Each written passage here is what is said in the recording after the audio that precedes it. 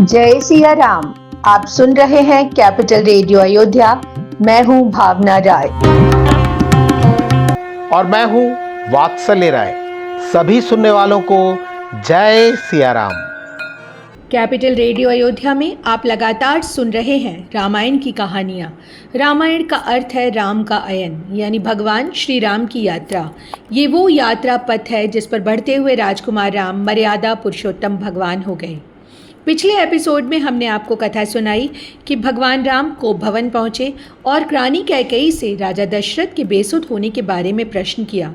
जानकारी मिलने पर वन जाने को तुरंत तैयार हो गए। अगर आपने वो एपिसोड नहीं सुना है तो हमारे यूट्यूब चैनल और फेसबुक पेज पर जाकर सुन सकते हैं। उसका लिंक भी हम डिस्क्रिप्शन बॉक्स में साझा कर रहे हैं। और अब आगे की कथा।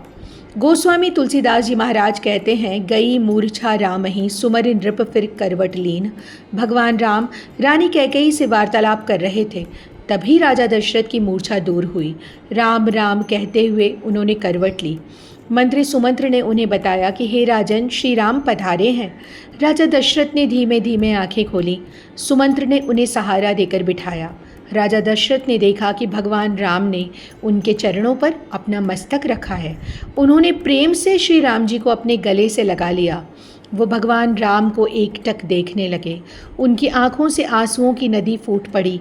शोक बिबस कछु कहे न पारा, हृदय लगावत बारही बारा। राजा दशरथ शोक में डूबे हुए थे।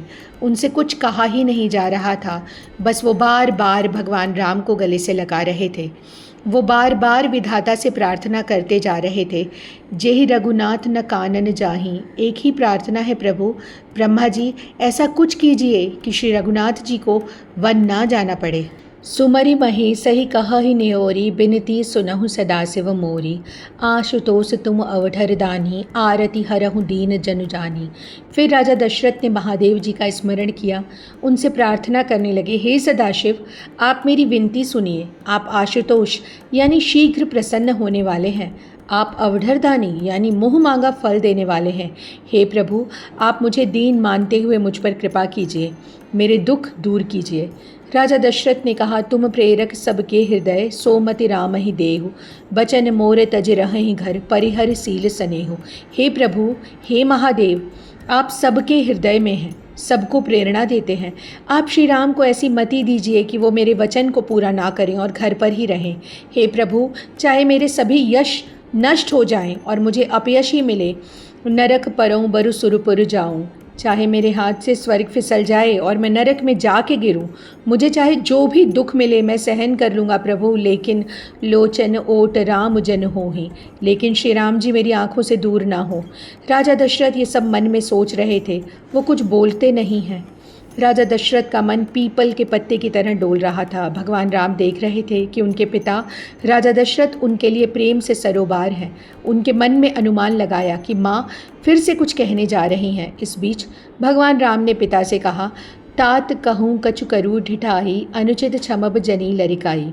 पिताजी मैं आपसे कुछ कहना चाहता हूँ, आप मुझे बच्चा समझकर क्षमा कर दीजिएगा। अति लघु बात लागी दुख पावा, काहू न मोहि कही प्रथम जनावा। पिताजी इस छोटी सी बात के लिए आपने इतना दुख सहन किया, आपने मुझसे ये पहले क्यों नहीं कहा? आपकी ये स्थिति देखकर मैंने ही माँ से इसका कारण पूछा। उन्होंने जब बताया तो मेरा मन शीतल हो गया। आयसु देहि हर्ष ही कही पुलके प्रभुगात। भगवान राम ने पुलकित होकर राजा दशरथ से कहा, पिताजी आप मन में ज़्यादा विचार मत कीजिए, आप प्रसन्न मन से मुझे आज्ञा दीजिए। पिताजी आप तो जानते हैं कि उस पुत्र का जीवन सफल है जिसके चरित्र के बारे में सुनकर पिता को आनंद हो। चारि पदार्थ करतल ताके, प्रिय पितु मातु प्राण सम जाके। जिस पुत्र के लिए माता पिता प्राण के समान प्रिय हों, उसकी तो मुट्ठी में अर्थ धर्म काम और मोक्ष चारों ही रहते हैं। आपकी आज्ञा पालन करके मैं जल्दी ही लौट आऊँगा पिताजी। अब मैं माता से विदा लेकर आता हूँ, उसके बाद आपको प्रणाम करके मैं वन चला जाऊंगा। ये कहते हुए भगवान राम वहाँ से चल दिए और शोक में डूबे हुए राजा दशरथ उनसे कुछ नहीं कह सके। ये बात जल्दी ही पूरे नगर में फैल गई। सुनि भय बिकल सकल नर नारी, जिसने भी ये बात सुनी वो व्याकुल हो गया, चाहे वो स्त्रियां हों या पुरुष। सबके मुंह सूख गए, आंखों से आंसू बहने लगे, शोक के कारण हृदय बैठने लगे।